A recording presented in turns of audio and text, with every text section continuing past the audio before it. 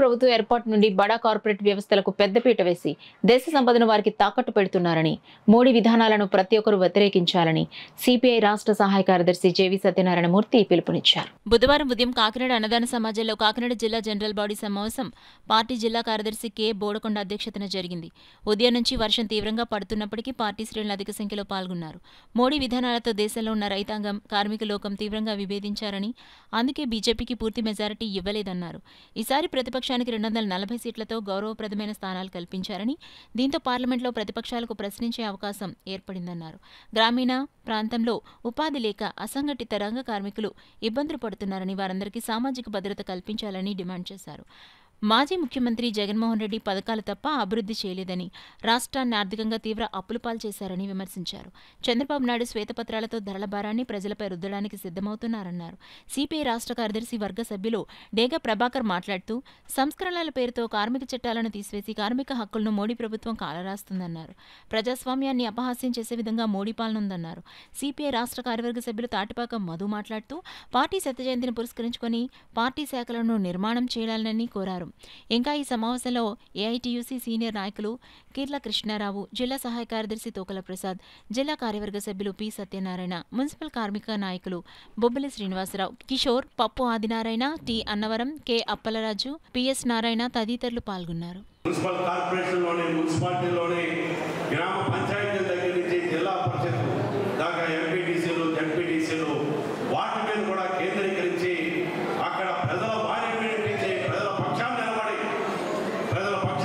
పనిచేసేటటువంటి communist party కార్యకర్తల్ని గెలిచేటట్టు చేయడం ద్వారా రానున్న కాలంలో మరింత బలమైనటువంటి కమ్యూనిస్టు ఉద్యమ నిర్మాణానికి మనందరినీ కూడా శ్రీకారం చుట్టాలని చెప్పని శతవార్షికోత్సవ సందర్భంగా మన పార్టీ పిలిపించింది. ఈ క్రమంలోనే డిసెంబర్ 26వ తారీఖుని మన పార్టీ ప్రాథమిక శాఖలన్నింటిలోని కమ్యూనిస్టు పార్టీ పతాకాలను ఆవిష్కరించి ఆ గ్రామాల్లోని వీధి మీటింగ్లు, గ్రూప్ మీటింగ్లు నిర్వహించడం ద్వారా మన పార్టీ చేసినటువంటి పోరాటాన్ని వివరించడంతో పాటు కొత్త తరాల్ని మహిళల్ని కానీ యువకుల్ని కానీ మన పార్టీలోకి ఆకర్షించడం ద్వారా పార్టీకి మరింత జవసత్వాలు ఏర్పాటు చేసుకుంటూ భవిష్యత్ తరాల్ని మరింత బలమైనటువంటి పార్టీ ఉద్యమ నిర్మాణానికి శ్రీకారం చుట్టవలసిందిగా మన పార్టీ పిలిపించింది. అందుకు తగినట్టుగా కాకినాడ జిల్లాలో కూడా బలమైనటువంటి కమ్యూనిస్టు ఉద్యమ నిర్మాణానికి మీరందరూ కూడా కృషి చేయాలని చెప్పని విజ్ఞప్తి చేస్తూ మీ దగ్గర 15 లక్షల రూపాయలు వేస్తానని చెప్పేసి ఈ దేశ ప్రజలకు గతంలో హామీ ఇచ్చాడు మోడీ. ఏమన్నా బడ్డీ ఏమా మీకు 15 లక్షలు ఒక అకౌంట్కి ఈడ బడ్జెట్ ఉన్నాయి మాట్లాడతా ఏమా ఎవరికి పడలేదా?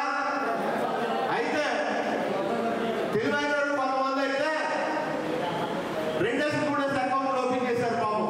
ఎందుకని ప్రధానమంత్రి మోడీ గారు మోసం చేయడం పెద్ద అయింది కదా. అకౌంట్కి 15 లక్షలు ఇస్తే మా 4-3 అకౌంట్లు ఉన్నాయనుకోండి, ఒక 45-60 లక్షలు వస్తాయని చెప్పేసి రకరకాల బ్యాంకుల్లో అకౌంట్లు ఓపెన్ చేసిన వాళ్ళు కూడా ఉన్నారు. ఈ రూపంగా 14 కోట్ల రూపాయల అకౌంట్లు ఓపెన్ చేశారంట. జీరో బేస్డ్ అకౌంట్స్ అంటే డబ్బులు పడతాయి. తర్వాత పడక వాటిని ఎవరు ఆపరేట్ చేయట్లేదు.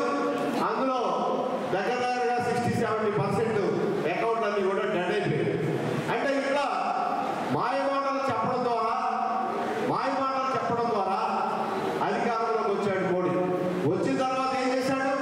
బహుశా ఇక్కడ ఉన్నవాళ్ళు మెజారిటీ కార్మిక వర్గం నేను అనుకుంటా ఉన్నా తప్ప మిగతా ఏదైనా మనం అక్కర్లేదు అనుకుంటే మాత్రం ఉన్న చట్టదేవుడు కామెడీ డాగా ప్రభాకర్ గారు కార్మిక సంస్కరణల పేరుతో కార్మిక సంఘాలని, కార్మిక చట్టాలని మోడీ ఎత్తివేసి చూస్తున్నాడు, ఎత్తేస్తున్నాడు కూడా. దీని మొత్తం ప్రైవేటీకరణ కూడా చేస్తున్నాడు. అది ఆలోచించాలని మీరు కోరుతున్నాను. ఎందుకంటే మొత్తం బడా కార్పొరేట్ వ్యవస్థలకి పనిచేసే పార్టీ బీజేపీ పార్టీ.